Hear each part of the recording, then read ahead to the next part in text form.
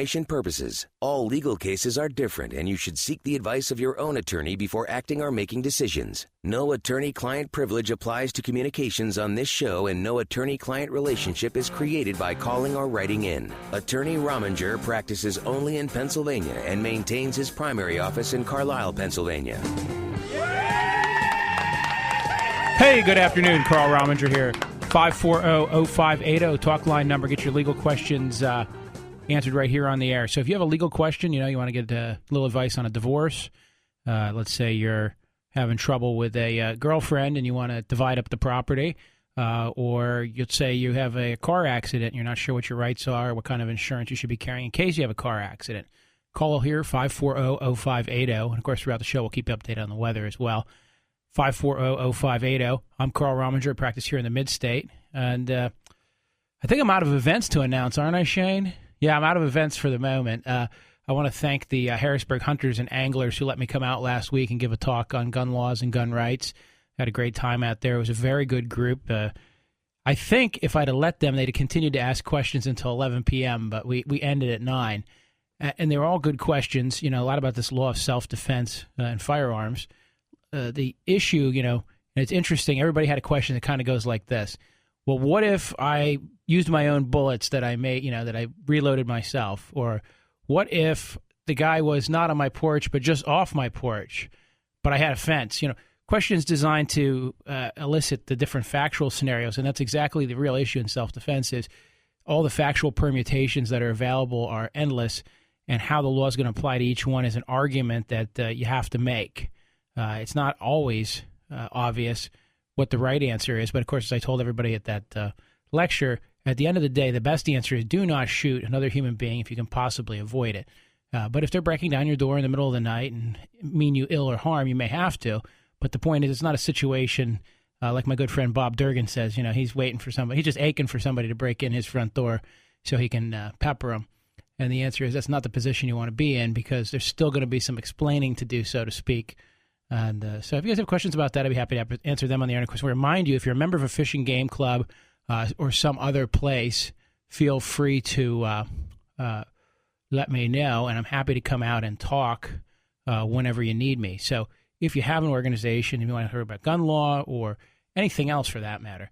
Kim, you're on with Carl Rominger. My talk line number is 540-0580. What's going on, Kim? Okay. We just had an incident, my husband and myself. He crossed the Canadian border with an unregistered firearm, and it was entirely accidental. What had happened was 3 months prior to that, he had taken a gun that his father had given him before he died. My husband believed the gun was from the Civil War era, and he just took it to his friend's hunting cabin to see if the thing even worked, which it didn't. Right. Then what he did was he made the mistake of putting it under the seat of his truck. And then 3 months later, he and his buddies decided to go to Canada to visit a friend, stopped at the border, arrested, put in jail there. I was fortunate enough to retain an attorney. Right. And we did get him out on bail. But now the thing is what we're facing is what to do after this point. We've had different advice. Well, let me stop you for 1 second. Was he stopped on the Canadian side of the border or the U.S. side? The Canadian side. That's where he was stopped. And was he charged in Canada? Yes, he was. Oh, then I have no idea what the law of Canada is on those things. Oh, okay. So you're not familiar with... Well, no. Canadian firearms law, no. And the short answer is I suspect he's not in good shape. Now, so here in Pennsylvania, if you had a handgun that was unloaded that you had under your seat, you'd probably be fine, right? But yeah. Once you cross... now, you can't get into Canada without leaving Pennsylvania, if I'm correct. Yes. And actually, you have to go through what I think at least New York would be the closest state to go through. That's correct. You can go through New York. And having a gun in your car in New York is entirely different than Pennsylvania, all by itself. Right. He could have gotten in big trouble there too, but he did. Like I say, he didn't know that the gun was there. How did they find it? They just flagged him over when he was crossing into Canada. It seems like they flag a lot of people over going into Canada, and they found the gun because my husband wasn't trying to hide it or anything. Well, but I'm trying to ask something. See, here's the answer. If he doesn't know it's there, then he's not trying to hide it, right? Exactly. So did they just do a physical search, or did he reveal the gun to them? They found it. I don't know all the circumstances with that. They did find it on their own because he was shocked then when they brought it out because he was unaware that he had left it there until they brought it out. Right. Interesting. Well, the short answer is you're going to have to depend on the Canadian lawyers for the help there. All right. Well, just the only other thing is if he would not go to Canada, I mean, I don't know if you know, like with extradition laws, I mean, this is what concerns me because we have had the advice not to go back to Canada because it's probably a sure thing he would get convicted. Right. And they said, for this kind of offense, they do not extradite. He had to pay a very hefty fine to get out of Canada. Right. Well, I mean, if that's what the lawyers are saying, that may be true. I know a lawyer, for instance, who got cited up in Canada for some disorderly conduct, and I know that that class of offense was only alive for like 7 years or something. So what he had done was just ignore it and not go back to Canada for that amount of time, at which time it cleared itself off his record because he wasn't convicted. But that's a particular type of offense that he got charged with that he knew about. And so I can offer that advice that I've actually seen that done, which is don't go back into Canada but his was like the equivalent of a traffic ticket. Okay. Your husband sounds like the equivalent of a felony. But again, if a Canadian lawyer or an expert on Canadian, up the Buffalo way, there's going to be a lot of lawyers that are experts on U.S. and Canadian criminal law because the border crossing over there, between Niagara Falls and Fort Erie, you've got two major choke points there. I'm sure there's lawyers that are heavily experienced in what to do. And if the advice is forfeit your bail and have a Canadian warrant out for you, great. Except that, even though they don't extradite, he could be in South Carolina and the police officer goes, well, so you got a warrant here and I'm going to hold you for a couple of days while we decide whether to extradite or not. Really? So, and then they contact the Canadian authorities and the Canadian authorities say no. But then again, they may code it as a warrant, but they may code it as don't extradite. And then as long as that comes through, the officer usually lets you go. So I had a guy years ago who was driving around in a truck who had a warrant out of Cumberland County, Pennsylvania. And for 10 years, every time he went through a Department of Transportation stop, they would do a warrant check on him. And, of course, it would come back as hot. And he used to get detained for 4, 8, 10 hours at a time waiting for Cumberland County to indicate that, once again, they were not going to extradite him from the southern states. But one time he spent 4 or 5 days in jail, and that's what prompted him to hire me to clean it up here. I see. So even in the United States, something that happened in Canada will come up on the... If it's coded into the NCIC, yes. Which the Canadians can do, I'm sure. The question would be whether or not they would bother to do it and whether they would code it as extradite. Okay. For instance, you can have a warrant out for you, and it'll say 500 miles, or it'll say neighboring state, or it'll say in-state only. So sometimes the authorities don't want they're just not going to come and pick you up for a disorderly conduct, 1,000 miles away. Right. All right. And of course the fear is then too, even traveling to, like, say we'd go to Punta Cana or something like that. He's going to have to be very, if he's got an international warrant out for him, he's going to be real careful where he goes because it's going to cause travel trouble, visa issues, all kinds of things. All right. Guess you're going on vacation alone, Kim. All right. Take Bye. care. 540-0580. When we get back from the break, we'll talk with Juan and Bill.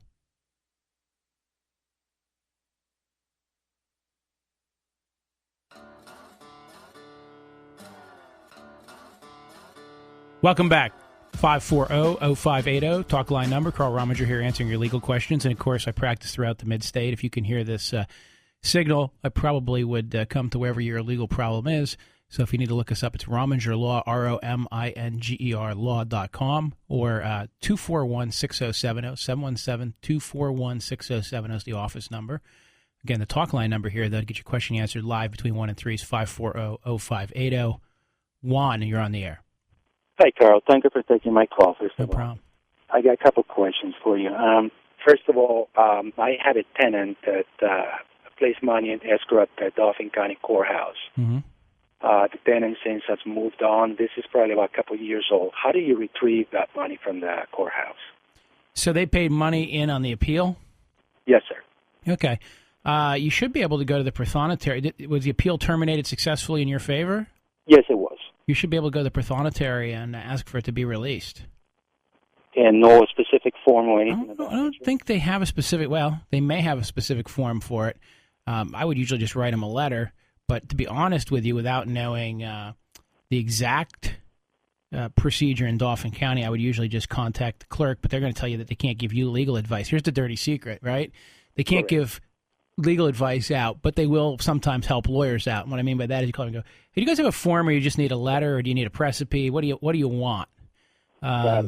So actually, I don't think that's legal advice. It probably would tell you, say, do I need a precipice, a letter, or an order? You may need an order of court. If you need an order of court, then you're going to need a brief motion to go with the order. But I suspect if the case has been terminated in your favor, it's just a matter of them releasing the funds back to you. Got it. Okay, thank you. Second question. Sorry, it's not the best answer. No, I appreciate it. I will start with that. And the other thing, Juan, I'm going to let you go, but one of the other things that we'll jump off here is every courthouse is a little different. So what you file in one courthouse versus what you file in another is different. So, for instance, when you serve a subpoena, you have to have a 20-day notice prerequisite to service the subpoena served on the other side for discovery-style subpoenas in civil cases, okay? When you file one of those subpoenas and get it stamped, York County, for instance, requires that you have your 20-day notice letter with your subpoena, and they actually file it of record. I think one other county that I know of in the state does that. Almost no other county that I know of, like I said, besides that other one, does that. So they just want the subpoenas, they stamp them. It's up to you to make sure you did your 20 days notice, and if you didn't, and the other side wants to protest it, you'll be in trouble. But they don't police it the way. So what you would file to get a subpoena issued in York County is different than you would in Dauphin County, even though their subpoenas under the same rules. And I don't think the local rule even speaks to it. That's just what the prothonotary expects. So you've got your state rules, your local rules, and then what we call your local customs. And so sometimes figuring out what the local customs are is difficult. 540-0580. Bill, you're on the air. Hey, Bill. Thank you for taking my call. What I want to know is how to go about filing a petition to enforce a final determination made by the Office of Open Records with the Court of Common Pleas in York County. So nobody appealed the final determination, meaning nobody appealed it to the Commonwealth Court, right? No. How long ago was the determination made? About a month ago. Okay, so the 30 days for an appeal have passed. Yes. And now they're not complying with the order? Yes, they say the records are missing. Okay. they're not missing. Well, only one person's in the right place to tell you that, but you're certainly entitled to a hearing on it, right? Yes. So I think you would have to file a petition with the court and ask to enforce the order. Now, I don't really know exactly what that looks like because I've never had to do one, but I would suspect it's a pretty basic petition that says, you versus them, gets a caption number, and here's what happened. And here's my order.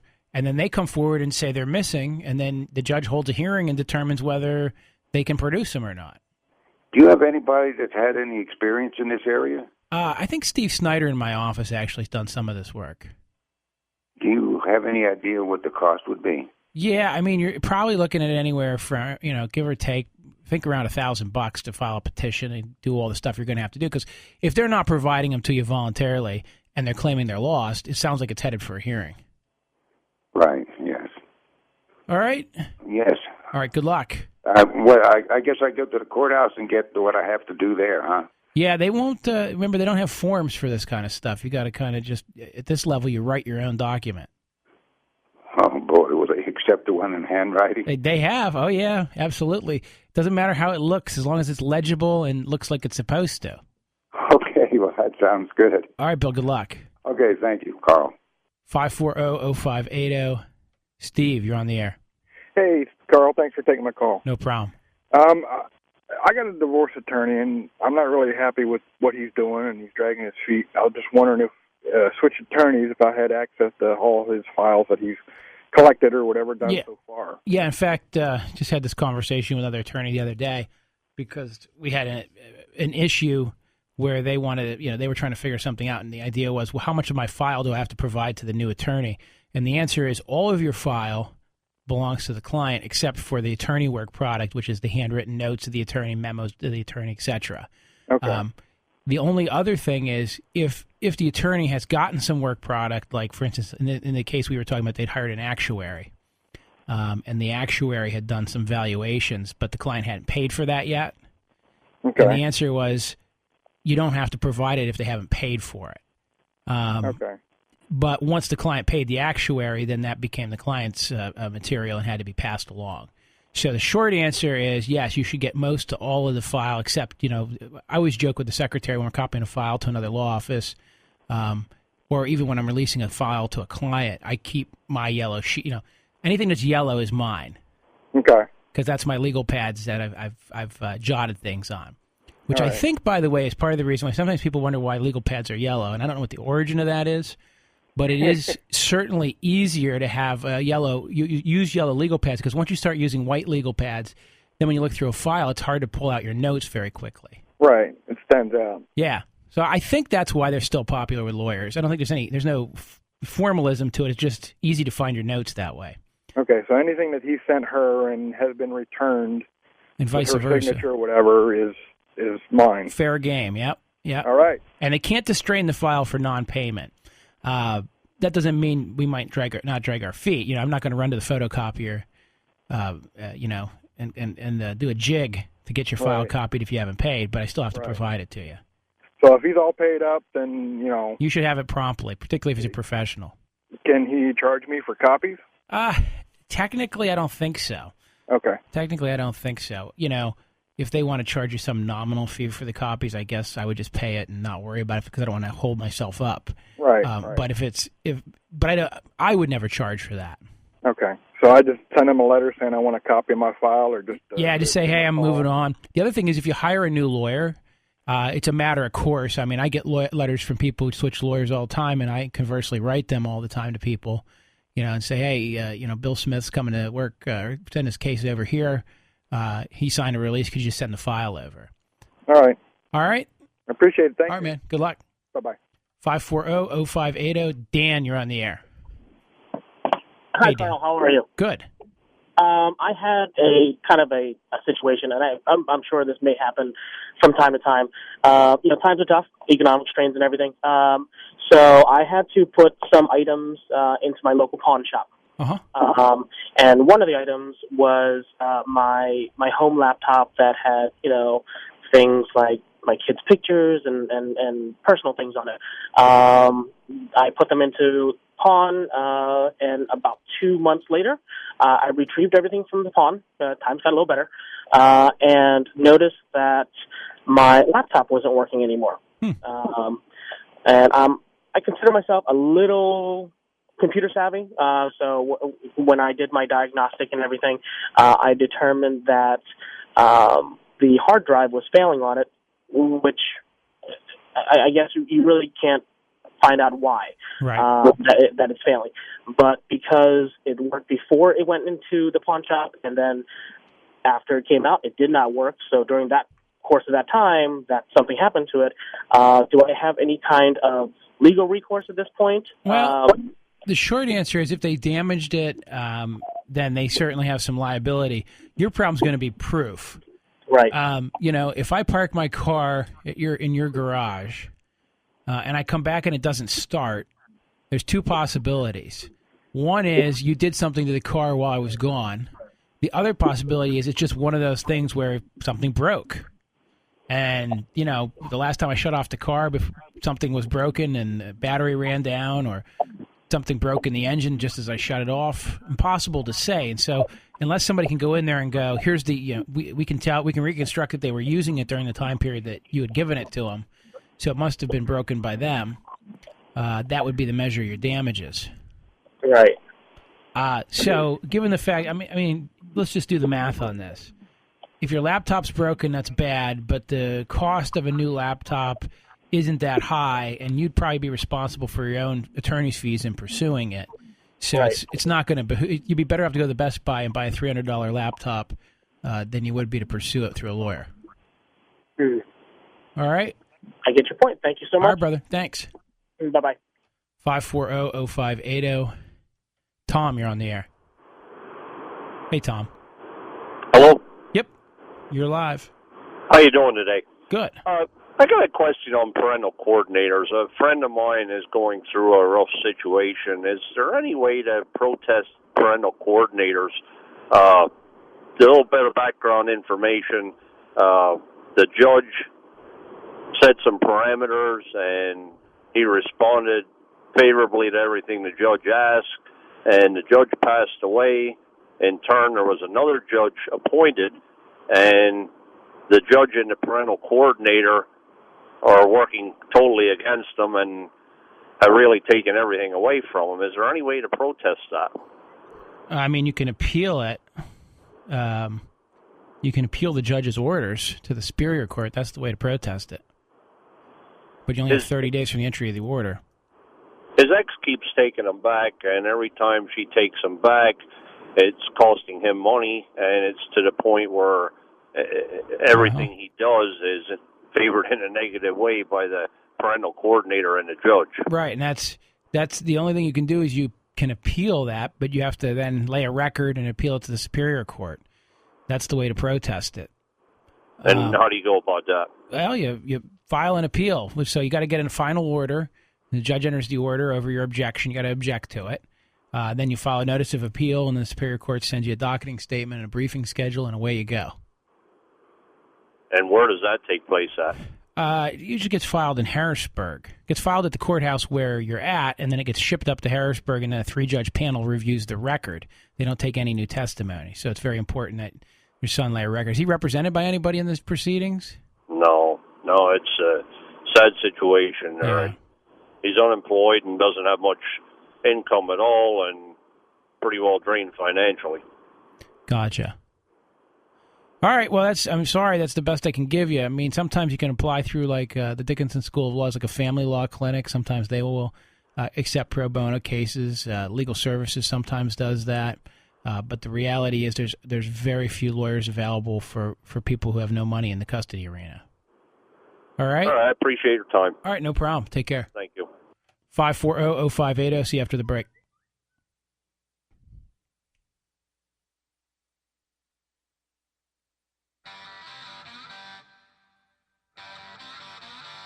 Hey, welcome back. I'm just looking at the radar here. We don't need these weathermen. I can do it all right here from my desktop. It's looking like red and yellow, and it's on its way, almost here.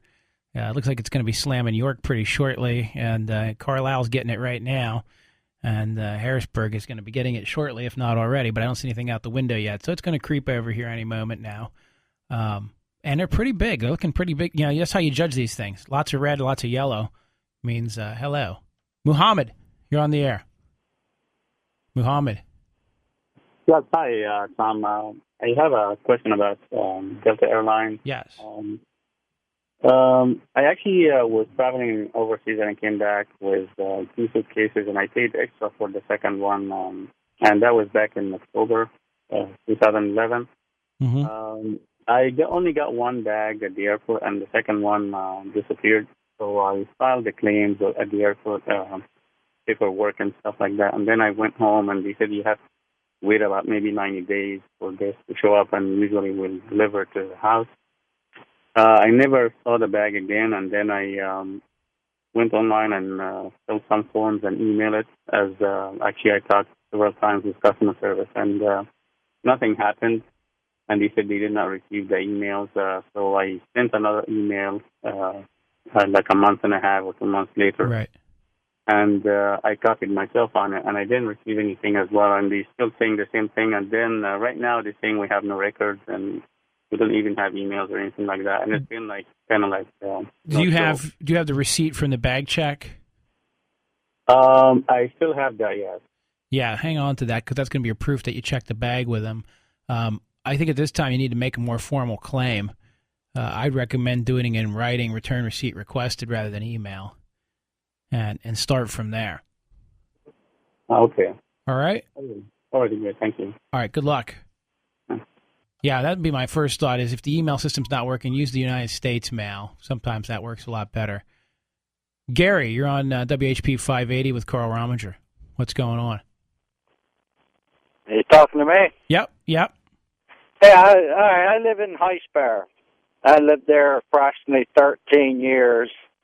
I have a trailer that I use just about every day to cut grass. And the last 2 months, I've been ticketed twice to tell me this vehicle is parked in violation of the abandonment vehicle section of the Pennsylvania Vehicle Code. And it sits there for 10 days or longer. I just want to know whether this is legal or illegal, what they're doing. Is the trailer registered? Yes, it's registered. It's up to date. I use it to cut grass since I got laid off at work. Mm-hmm. And I was ticketed back on, I think it was the 19th of July. Then they ticketed me again, 8/14 of 012. Tell me I had 7 days from the date of this notice to be removed. There, it falls under this section 308, parking the boats and certain other vehicles prohibited. Right.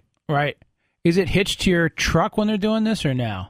No, because my wife fell and she broke her ankle. So I was just coming back from rehab, with her. When I even said to the police officer, I'm ready to hitch it up and go cut grass. And he said, well, sounds like a personal problem. Go down and talk to Bureau of Counsel. You go down and talk to counsel, you get 4 different answers, Right. State police told me as long as I move it, 10 feet every day, ain't nothing they can do. Right. And I just, if you could know it, a lawyer, and I could get clarification on this, I wouldn't mind paying to find out whether this is legal or illegal, what they're doing. I don't think they can ticket you. I think the state police are right. If you move it, now, if they have a borough ordinance, they might be able to get you under the ordinance because it may not be the same as the vehicle code. But it sounds like they're using the vehicle code statute.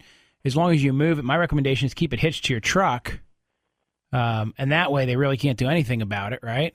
Right. But see, I take my wife the whole way down to Hummelstown for therapy 3 days a week. Right, and you don't want to take it down each time. Right. Now, you leave it in the road or you have a driveway at all? No, unfortunately, I don't have a driveway. And we live up on the hill. If you don't live up on the hill, you don't belong up on the hill, so to speak, Right. Yeah, I don't know what else to tell you. Except keep moving it. But what you might want to do is take a hearing on these tickets and get the district judge to dismiss them. And I would tell you to take a lawyer along because that way maybe we can end the standoff, so to speak, by getting some clarification or working out some kind of arrangement. Do you know a lawyer that deals in? Yeah, call my office and ask for Lee.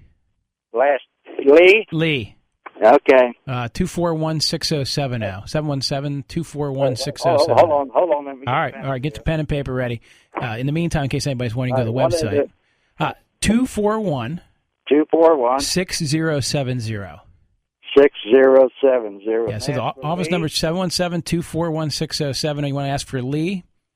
His last name's Mandarino, but if you just ask for Lee, you'll be fine. Okay, thank you. All right? All right, thanks a lot. All right, man. All right, bye. And, of course, the website's romingerlaw.com, ROMINGERLAW.com. And let's see, I got time for another caller? Of course we do. Pat, you're on the air. Hi, Pat. Hi. I'm wondering, Carl, if you could speak to grandparents' visitation rights, if any, in the state of Pennsylvania. Yes, okay, I will do that. Pennsylvania has grandparents' custody rights and visitation rights. Grandparents' rights are very, very limited, but grandparents do have standing to get involved in custody cases where one of the parents is disabled. I mean disabled meaning unable to act, take care of the child, dad in prison, something along those lines.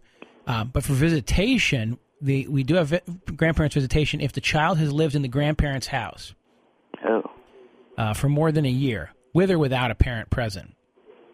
So a lot of times you see this, mom gets pregnant, she moves in with her parents, she stays there for 3 years, meets new deadbeat loser forbids grandparents from having contact because he's a control freak, and grandma's very upset because she's not seeing her grandchild that she's raised for 3 years. Mm-hmm. Pennsylvania says you don't have a custody right because mom can be a jerk, but you do have a visitation right.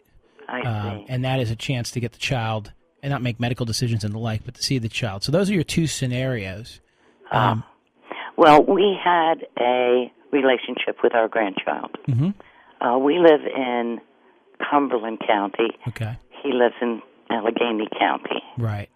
For the first 6 years of his life. And it would be our son and this other young lady's son, child. Right. That's our grandchild. They broke up. First year of their breakup, we continued to be able to see him. But lately, it has become very strange, and we can't. There's one excuse after another as to why we can't manage to see him. Right. So any chance in that? Well, he never lived with us. Right. He never lived here, but here's the question now.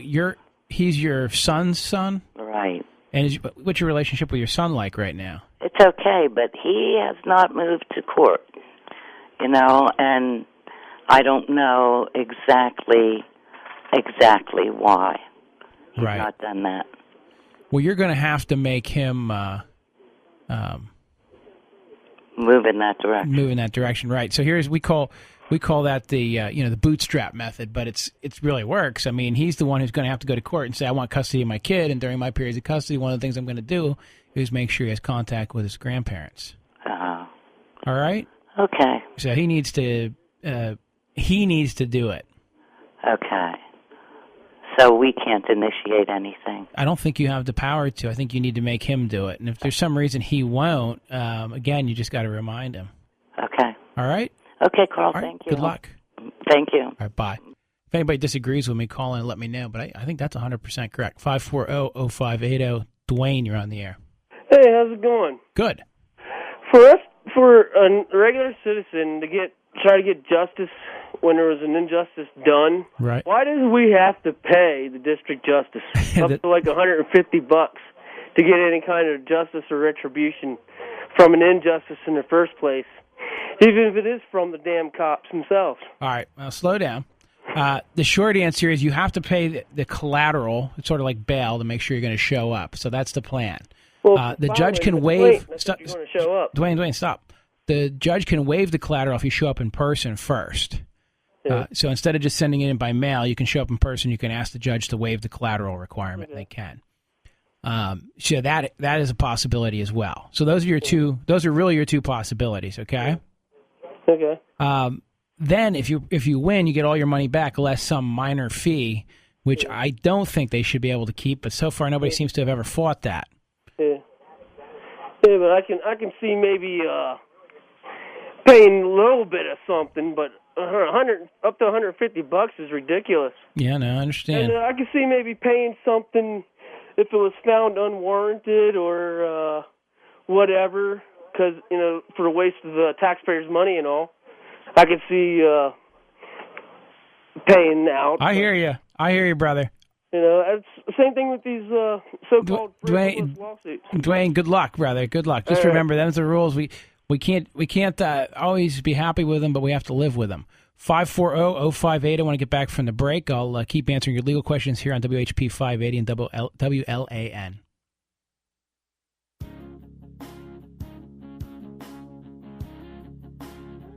Welcome back. 540-0580. Oh, answering your legal questions, looking out the window. It looks like the rain has arrived here in Harrisburg, at least at the station. So be careful if you're driving. I can see it's coming down very heavily. And really, probably most of you are capable of driving in the rain. It's just the other idiot in front of you always have to worry about. Maria. Yes. You are on the air. Hi, Carl. I have a question. Yes. Regarding a security deposit return, I have a son who goes to college in Philadelphia and lives off campus, and of course I had to co-sign on this lease. Mm-hmm. I always get the parents if you're running the students. I always get the parents because they disappear at the end of the year. Yes. So what happened with this particular apartment is this lease had been ongoing for a number of years with kids. So there's 6 kids in there. So as one would graduate, somebody else would come in and fill that 6th spot to even out. It was a 6-bedroom apartment. So this year they decided, all of them that were in there decided they're going to move out. Now, when he moved in a year ago, the place was definitely in need of painting. There were holes in the wall. The carpeting was not the greatest, but the limitation of apartments within walking distance of college, he ended up having to move in here. Right. So when he moved out, all of these kids, all the kids all along have received their security deposit, but these last 6 kids coming out of here, they decided they're going to inspect the apartment, and they got whacked with tremendous bills, like painting and patching repair bills, which I saw when they moved in was already not in the greatest shape. Right. One child, when he went home for spring break, never came back and moved his stuff out. So they were charged an $1,800 bill to remove debris, which was all of this kid's contents. So I'm trying to figure out, do we have any legal ramification? I went back to this rental company and said, can you prove to me you inspected this apartment prior to my child moving in? And they said they do not need to provide that information. Well, in court, that would certainly be interesting to know. So if I'm the judge and I see pictures of destruction, one of the cross-exam questions would be, well, do you have any pictures of what it looked like when the last tenant moved out? And the short answer is if they say no, it doesn't mean that they lose. It just means we might not find them credible.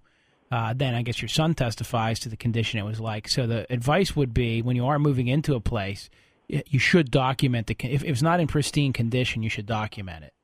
If it's in pristine condition, don't document it because you can only hurt yourself later, right? Right. But if it's not in pristine condition, you should note all that so that later you can prove it.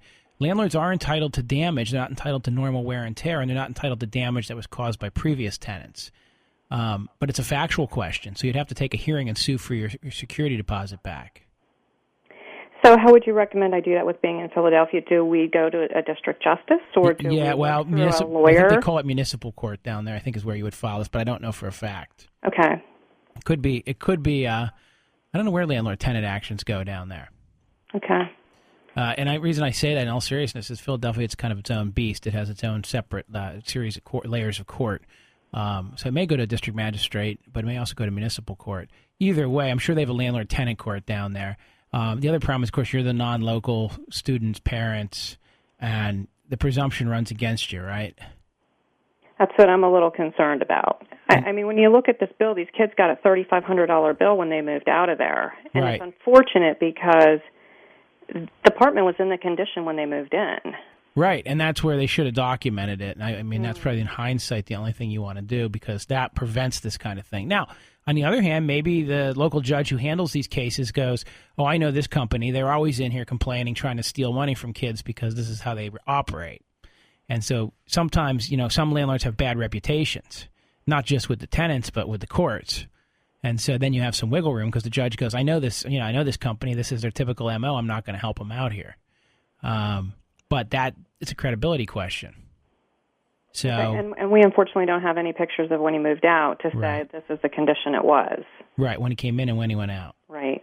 Right. Now, maybe you can scour the kids' Facebook pages for pictures they took in the apartment That's a and very reconstruct good point. it that way. That's a very good point. All right?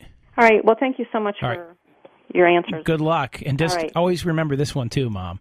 Sometimes the kids do cause some of the damage. They just don't like to tell their parents about it. Oh, I totally agree. But I saw when we moved in and I saw when we moved it out. So you have a pretty good eye on it, yeah. I was very well of the condition, which is why I said there is no way I will renew this lease. I know. A buddy of mine used to own a couple of units over by Fredonia State where I grew up. And I used to hunt with this guy. And he tells us one day, he goes, I went into one of my houses and there's a bucket of mud and there's drywall and these guys are rebuilding an entire wall in there. And he goes, I'm like, what happened? They're like, oh, we had a party last night and somebody went through the wall. And he said, I looked around and I thought, well, if they're going to put a new wall up, why do I care? True. All right. All right, thank you. 540-0580. Gene, you're on the air. Yes, my ex-wife died a couple years ago. Okay.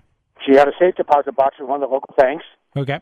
And we finally found the will, and she named her sister as the executor, not our daughter.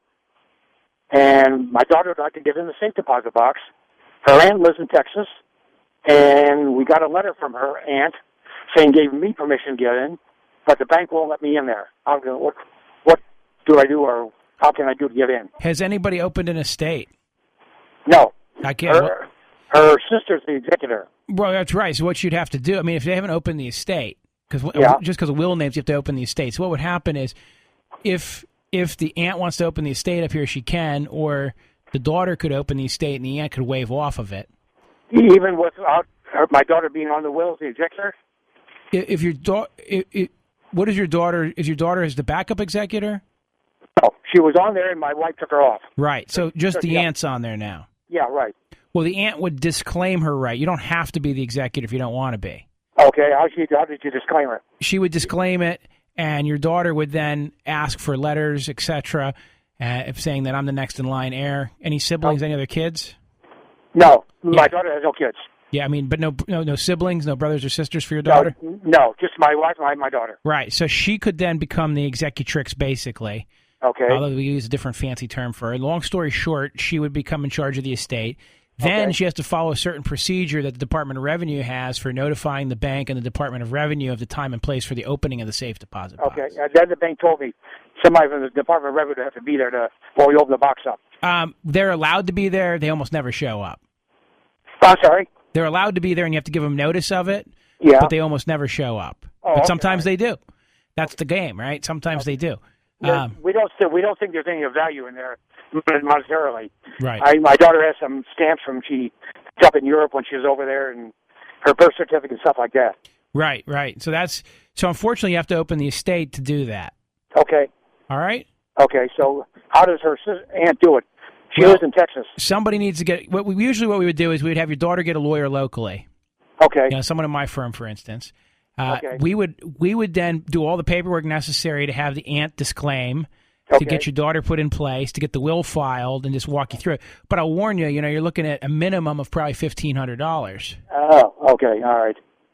Okay, she can't do it on her own. Right. Okay, she has to get a lawyer. Well, somebody. I mean, she could do it on her own, but there's a lot of work to be done. Yeah. Okay. Okay. All right. A lot of and there's no forms for this stuff. Okay. All right, brother. Yeah, but if I get a lawyer, it's minimum $1,500. Yeah. Yep. Rominger Law, ROMINGERLAW.com for the website. 241-6070 is the office number. 241-6070. I'll be back for the next hour answering your legal questions from 2 to 3 here. So again, if you're stuck in the rain, you want your legal questions answered, call 540-0580. See you guys in a couple of minutes.